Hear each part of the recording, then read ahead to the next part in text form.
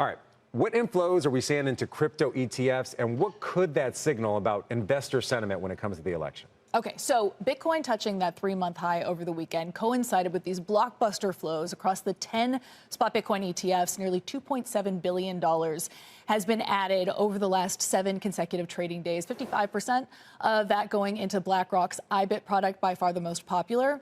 To your second point, what does this reflect about potential election sentiment? What's so interesting to me is that we're starting to see this bipartisan support. So you've got crypto PAC money going to both Republicans and Democrats up and down the ballot. Just this weekend, we found out that the billionaire Ripple co-founder Chris Larsen gave $12 million to Kamala Harris. I spoke to him in San Francisco a week ago. He said that he's been having conversations with her campaign behind closed doors, and he's optimistic.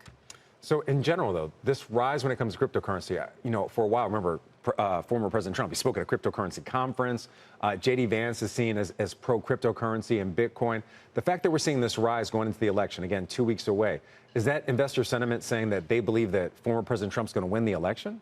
It could be that they're hedging their bets and they're giving money to both sides of the aisle. More than $200 million has been raised by the crypto industry. And the most recent spend numbers that came out over the weekend show that in September, the latest tranche of cash went to House races that are considered toss-ups at this point. 72% of that cash went to Democrats, in fact. Really? And so I think that the overwhelming sentiment here is that the crypto industry wants to build a Congress. It's going to vote through favorable legislation. So they need people on both sides of the aisle to do that.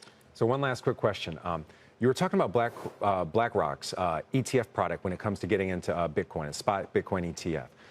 The IBIT, I believe you said it was? All right, so you're saying that there's a change in actually who's investing in that. We're going to be talking about younger investors just a bit later in the show, but very quickly, what's the change there when it comes to younger investors? Well, what's fascinating is that I talked to Samara Cohen, who's the chief investment officer for BlackRock's ETF and index investments, and she told me in Salt Lake City that we were there a week ago, that 80% of their buyers are direct investors, and of that group, 75% are first-time ETF buyers, Really? which reflects the fact that these are young investors who were perhaps using a crypto exchange before, like a Coinbase, but they are now coming to a traditional asset manager like a BlackRock to store their net worth.